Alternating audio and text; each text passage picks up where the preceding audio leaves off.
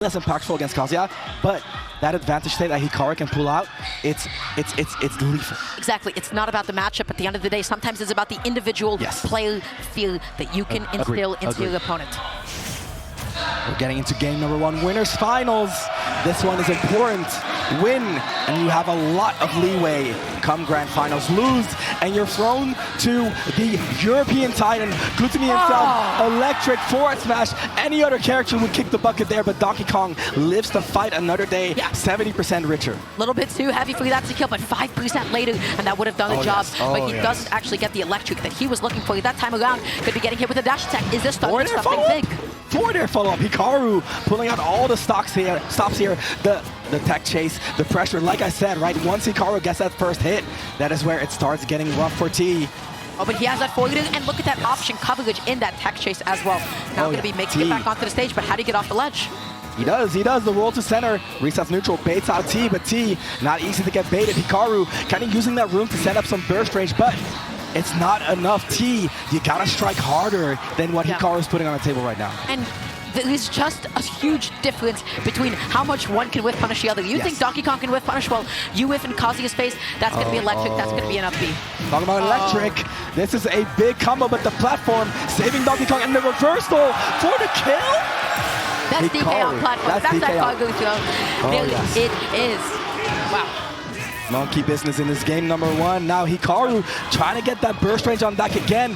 T try to get the reset on the platform with the side B, picks it back up regardless, and even when he doesn't KO you in one hit, you're at 130. So my question there was that a misinputted flip stack? Did he try to double jump cancel neutral, or did he try to mix up Hikaru and go for the side B? Or was the side B just compensating? Either way, he is off stage. How do you get back on against Hikaru? Hikaru, he's deadly. The ledge, the second obstacle, and the third one, the center of the stage. Hikaru, he's looking, but T, the mix-ups are too real. T, how did you make it back? Just barely after that down air as well. He was frames away. I love that. That's a Hikaru edgeguard. He goes out there, he goes deep, he gets those back airs, my friend. The most acrobatic monkey I've ever seen, and yes, that's counting Diddy Kong. Hikaru making this character look different. T answers back immediately. I told you, even when he doesn't get the KO, the damage, the KO power outside of those combos is still critical. Look at the hit lag on that forward. That's crazy. He felt that punch. We all did, Dara, as the crowd goes wild. T, another crowd favorite, loves the Mishima pose, loves to play with the crowd reaction. 70 on T right now. That means that a hit could bring him off stage. This could be the start of something huge. He doesn't get the down smash that he was looking for. No jump, but Hikaru playing it safe. Gets, again, it's layers, right? Off stage first, then getting off the ledge, then getting back to center. It's 3 right guesses. Good luck getting that against Hikaru. And there it is Hikaru with a statement. 35. Once he jumps out and jumps back on with a down air. Twice he jumps out and jumps back on with a down air. What repetition?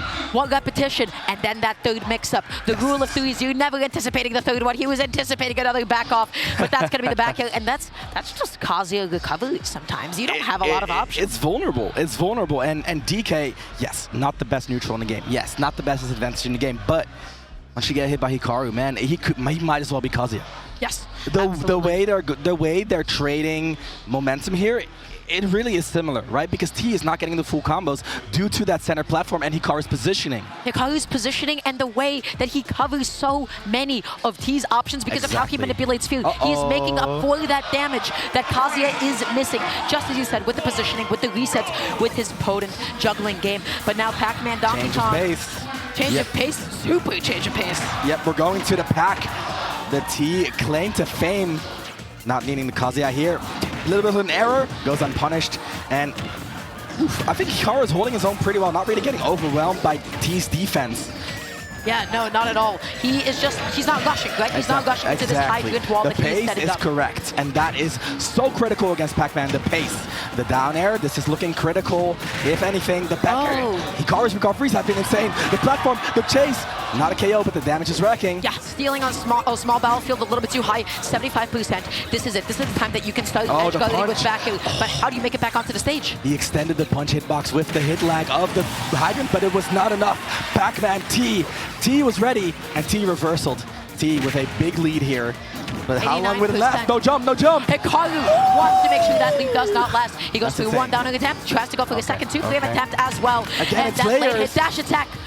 It's layers, try to get back to the stage, try to get off the ledge, try to get back to center. One of them will fail. Hikaru is there. Hikaru is there. Every layer, there's a monkey waiting for you. Positional pressure. He goes out there, he doesn't get the immediate backing, but he baits out the air dodge. He catches you drifting out. That's exactly what we saw in his set against Leon. Ooh. Punching up, Pac-Man getting nice damage here, and the grab out of nowhere.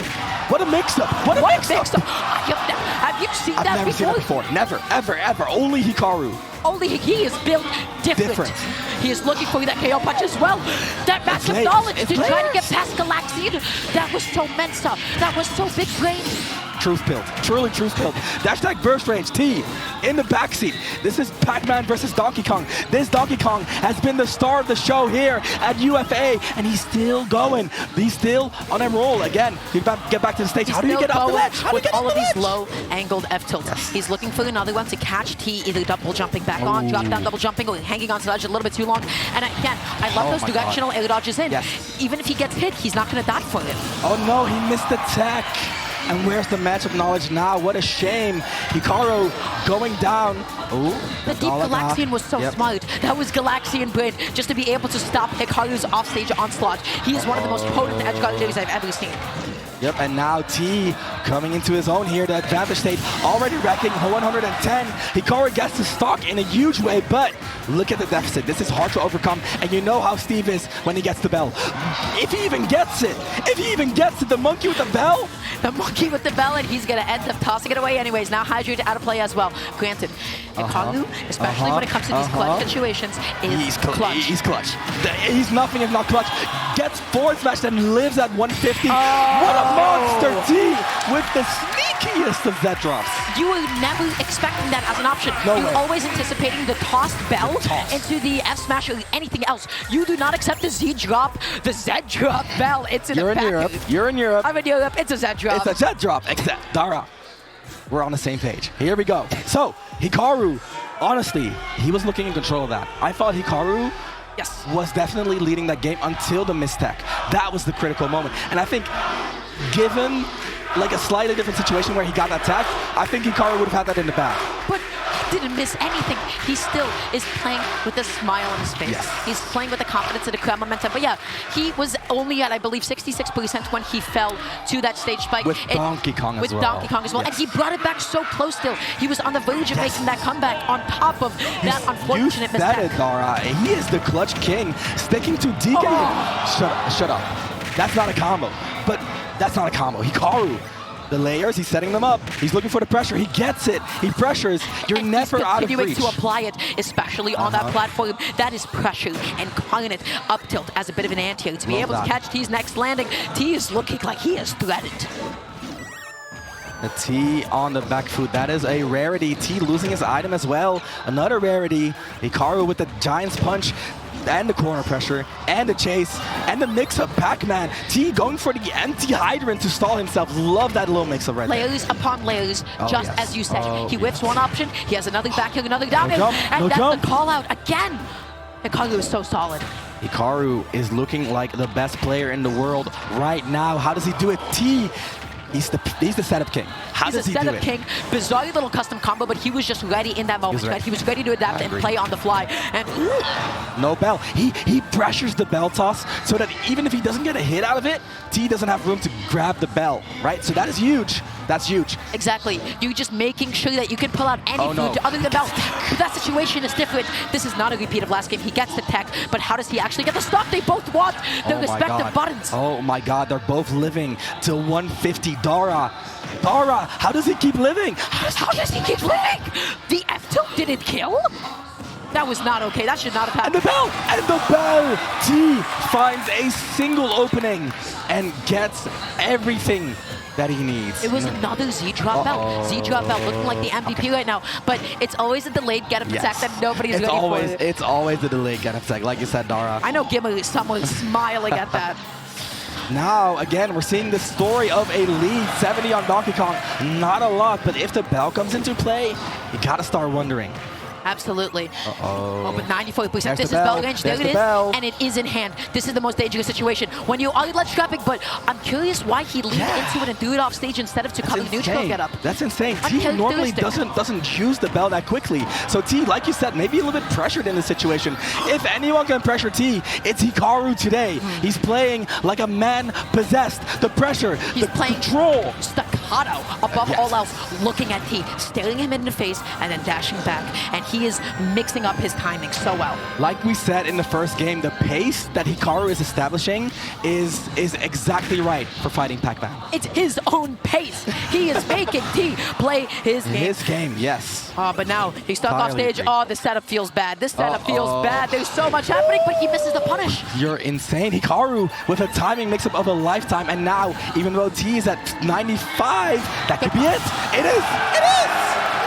That is the beauty and the volatility and just the consistency that Donkey Kong brings. Sometimes you just get grabbed at 95 and you die. That is a grappler, and that is Pac-Man. Yeah. Sometimes you get belled and you die, regardless of the percentage. T with some great capitalization right there, and we're down to the final stock.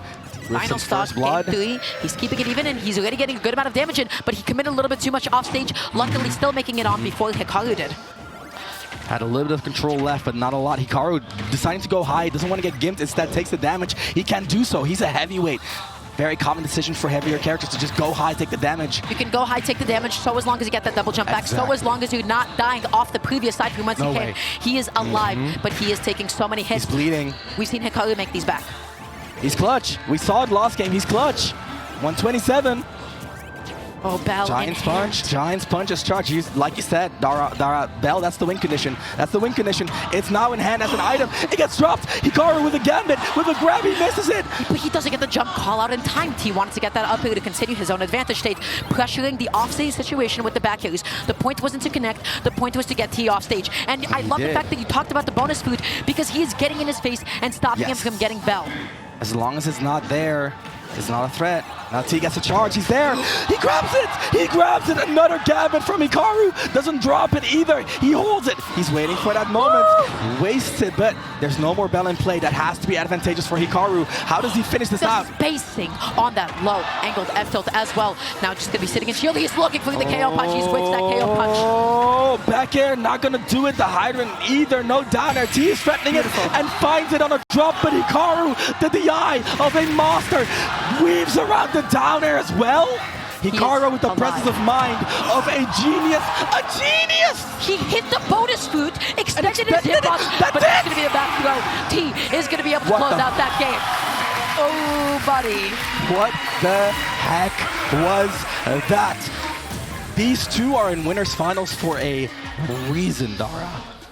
I have never seen such levels of counterplay between Donkey Kong and Pac-Man of all matchups. They're going deep. They're going layers upon layers. They're diving into interactions that I think only they have seen before. Absolutely. This is gameplay unique to these two players at this stage at UFA. You're not going to get this anywhere else. T now in a 2-1 lead, though.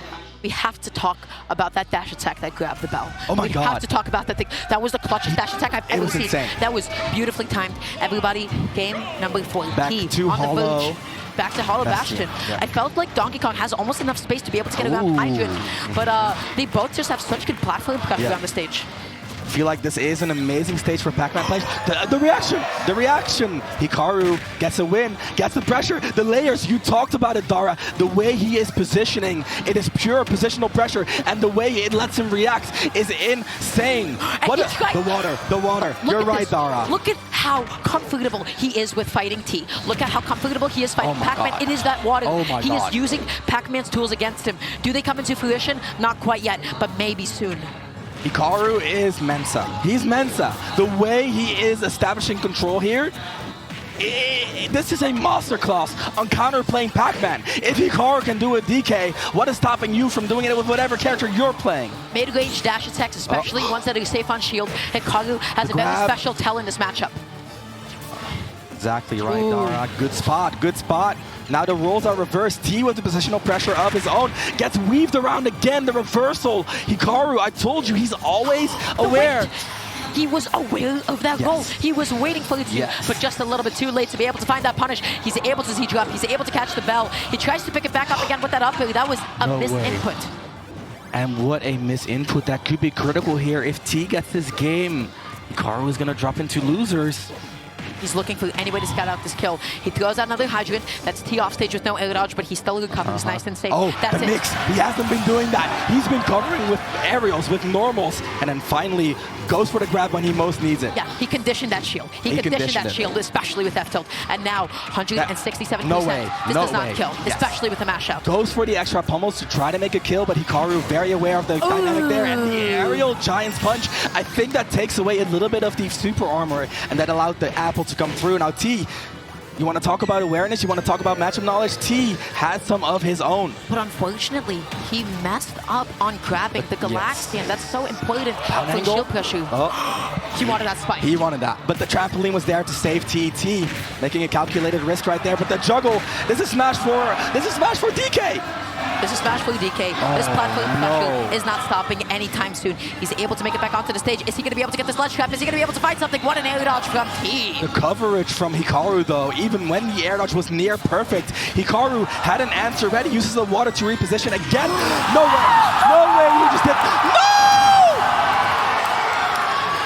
And the reward for one of the sickest spikes in the history of the game is an SD. This game is just not fair. Hikaru making this closer than it had to be.